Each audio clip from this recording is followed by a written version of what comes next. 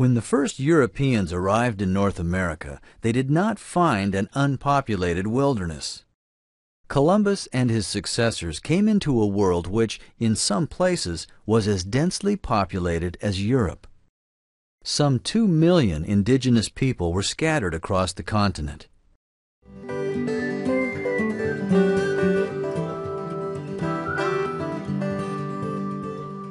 The first English colony in North America was established in 1585 under Sir Walter Raleigh of England. It was located on North Carolina's Roanoke Island. Raleigh called the island and the surrounding area Virginia. Sometime after 1587, all the inhabitants of Roanoke vanished. No survivors were ever found. The first English colony to survive in the New World was called Jamestown. It was started in 1607. People were sent by a business corporation called the London Company. Their mission was to look for gold and find a passage to China and Japan. They found neither. Jamestown survived by growing tobacco for export to England. To help with the labor, the first ship of African slaves was brought to the New World in 1619. Slavery became a way of life.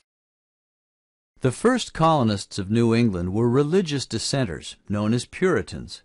Like Jamestown, they too were financed by a company of investors. When they arrived in the New World, they were headed for the Hudson River, but ran into stormy weather and looked for a new place to settle. Aboard ship, many people signed their own charter, now called the Mayflower Compact. It was an agreement among them to stay together and form the Plymouth Colony. A colony is a place that belongs to another country. Parts of the east coast of North America were English colonies from 1607 until the Declaration of Independence in 1776. Some of the early colonists maintained peaceful relations with the native people, who helped them survive in the New World. But with increasing European expansion and the Indians' resistance to it, the contacts became violent. Eventually, the Indians lost the fight because they could not oppose the overwhelming numbers of people coming in from Europe. New York began as a Dutch colony with the purchase of Manhattan Island from the Indians in 1626. It was taken over by England in 1664, along with New Jersey.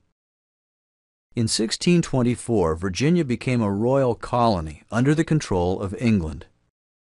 Between 1630 and 1640, 20,000 settlers emigrated to New England and formed the Massachusetts Bay Colony. A group called the Puritans came for land and to practice their religion in peace at the colony. Many people in Boston protested the religious intolerance of the Puritans and were banished. Some of those who were banished went on to create other communities. Rhode Island in 1636, which was the first to welcome Jews and Quakers. Also Connecticut in 1636. And New Hampshire in 1638. An area called New Sweden, or what we now call Delaware, had its first permanent settlement in 1638. William Penn, a Quaker, founded Pennsylvania in 1682. He regarded the colony as a place where Quakers and people of other faiths could enjoy religious freedom. In 1732, Georgia was formed, the last of the 13 original colonies. The 13 colonies were populated with people from all over Europe. They came looking for land and freedom. The rest of the United States came to be what it is today in pieces. Vast areas were bought. Others gained through treaties, and much land was won through war. Commercialism was always a factor. People wanted furs to trade, land for crops, routes for commerce, and gold and other metals to mine.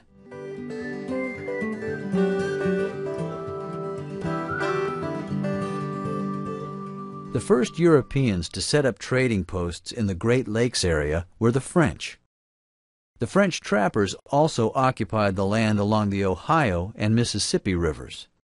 The British also wanted this land. In 1754, the French and the British went to war over control of this region.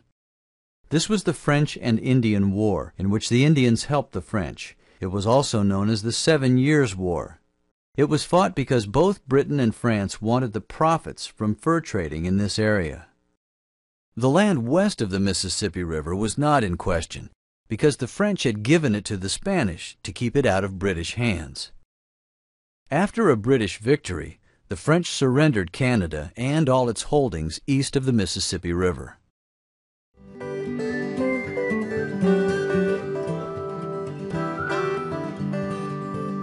A movement to end British rule in the American colonies became active in the 1700s. In 1775, a war broke out between Britain and the American colonies. In 1776, representatives from the 13 colonies adopted the Declaration of Independence and formed the United States of America. Under the Treaty of Paris, the Revolutionary War ended, and Britain recognized the independence of the Americans. Britain also gave the new nation rights to all the territory between the Appalachian Mountains and the Mississippi River. This included the Great Lakes region. In 1787, the United States Congress, under the Articles of Confederation, passed the Northwest Ordinance. This established procedures by which new states were added to the Union. When the population of a district reached 60,000, it could apply for statehood.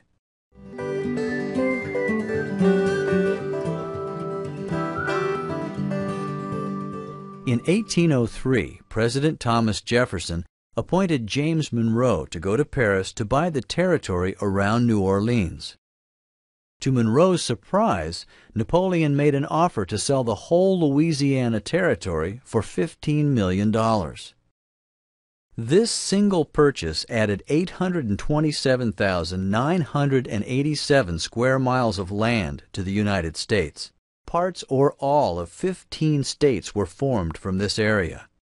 The purchase included most of the land between the Mississippi River and the Rocky Mountains.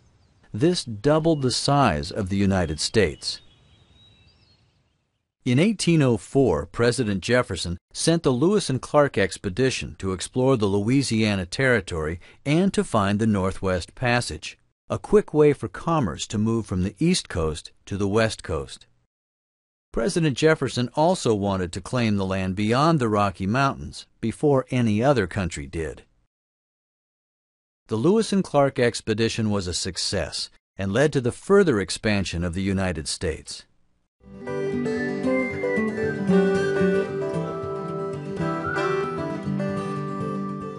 In 1812, President James Madison asked Congress for a declaration of war against the British.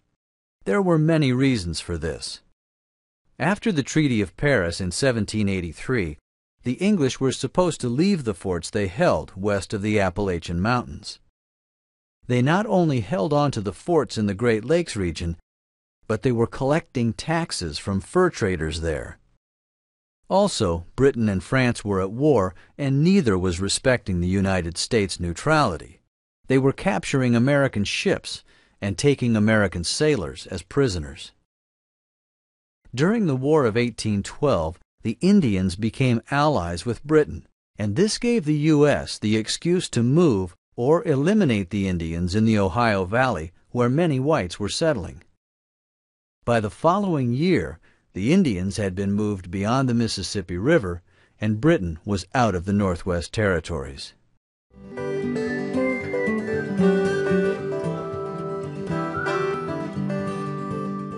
The early 1800s found slaves from the South escaping to Florida, where they lived in all-black villages or with the Seminole Indians.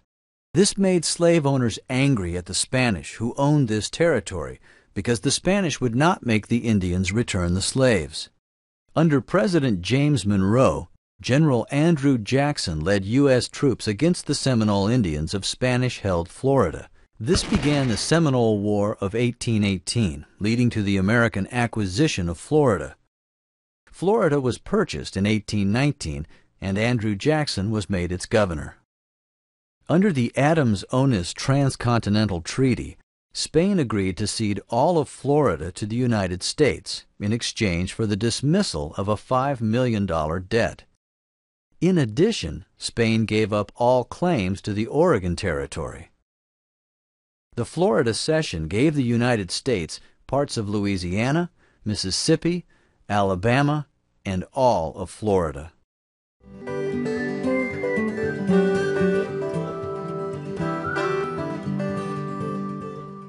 In 1818, the same year the Seminole Wars began, the United States and Great Britain entered into a treaty. In the Treaty of 1818, the U.S. gained what later became parts of Minnesota, North Dakota, and South Dakota. Minnesota became a state in 1858, while North and South Dakota became states in 1889. The treaty also made the 49th parallel the northern boundary of the U.S., and the Continental Divide the western boundary. This treaty also provided for a 10-year joint occupation by the U.S. and Britain in the Oregon Territory. From 1820 to 1835, Americans were involved in the fur trade in the Rocky Mountain region. Trading posts were built to trade with the trappers. By the mid-1830s, trade had shifted to buffalo robes because the beaver were almost extinct.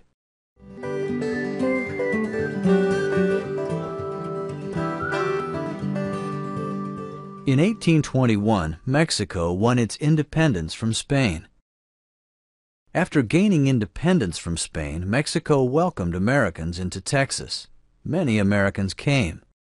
The problem was that these people considered themselves to be Americans, not Mexicans. So in 1834, Americans ousted the Mexican troops and claimed immunity from Mexican law. This led to battles, including the famous Battle of the Alamo. In 1836, Texas became an independent state. It was called the Republic of Texas. In 1845, Texas became part of the United States.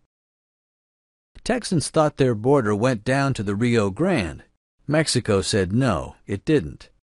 Also at this time, Mexico owed a lot of money to American citizens, and it was time to pay up.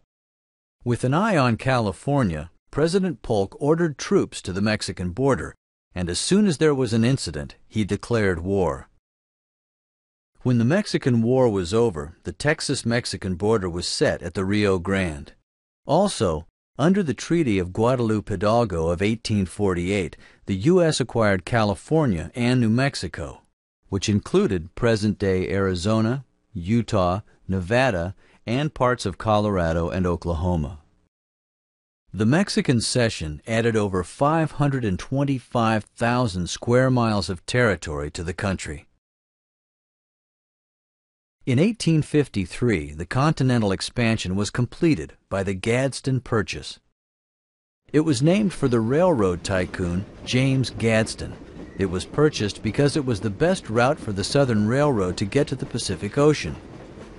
Mexico received $10 million for the land. This 30,000 square mile purchase now forms the southern borders of Arizona and New Mexico.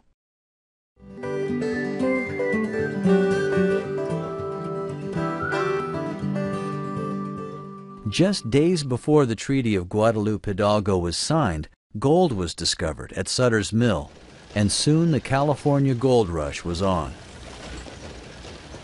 By 1850, California had become populated enough to become the 31st state. 8 years after gold was found in California, it was discovered in Colorado. Within months, 100,000 people had come. Enough of them stayed to make Colorado a U.S. territory in 1861. The third gold rush was in the Klondike region of Canada, where gold was found in 1897. This brought thousands of people to the Klondike region, and many also went further west to Alaska in search of gold. Miners also played a part in the growth of Virginia City, Nevada, and in opening up South Dakota's Black Hills to settlement.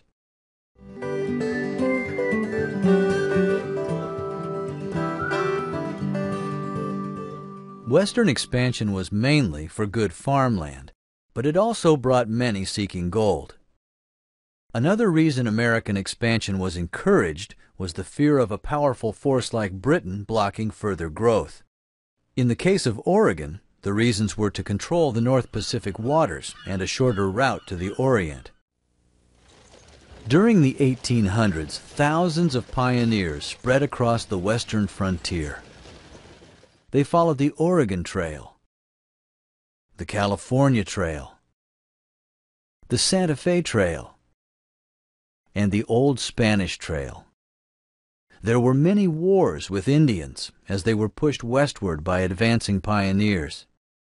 Indians were outnumbered in battle, and many also died from white people's diseases. The cost of frontier settlement was high, both in terms of capital and human suffering. But the people kept coming because pioneers wanted cheap land, or better yet, free land.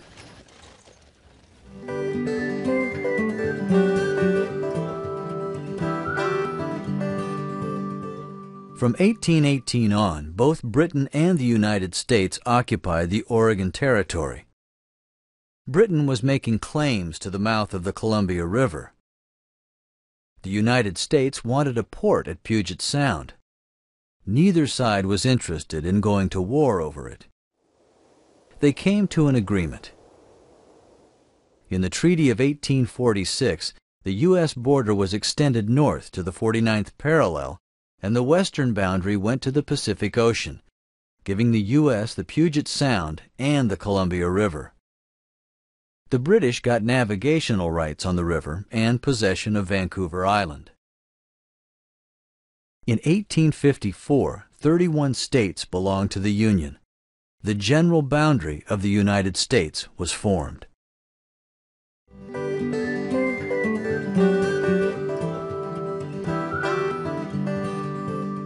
In 1867, a Russian representative approached Secretary of State William Seward with the intent of selling Alaska. The U.S. purchased Alaska for $7.2 million, or 2 cents an acre. It was known as Seward's Folly because it was thought to be a wasteland. In reality, it was an area rich in natural resources and was populated by many. The Alaskan Purchase added 586,000 square miles of territory to the United States. In 1959, Alaska became a state.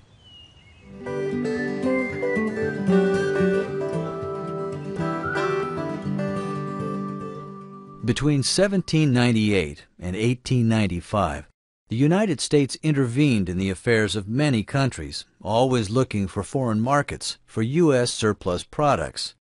For example, Americans in Hawaii led a revolution in 1893 and set up a provisional government under Stanford Dole.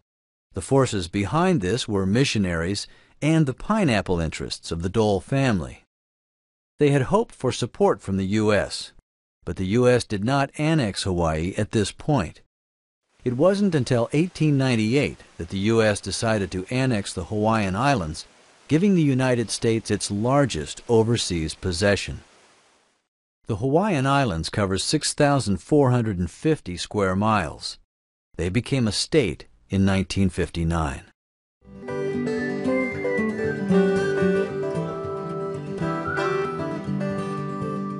"50 states make up the United States. 48 contiguous states, Alaska, and Hawaii. The borders of these United States have offered many people safe refuge, economic opportunities, and religious freedom. But as the nation grew, many indigenous cultures were destroyed. The emigrants pioneered wild countryside, some succeeding and others finding disappointment and tragedy. It took numerous events, expeditions, lives, wars, purchases, and treaties to create the current borders of the United States.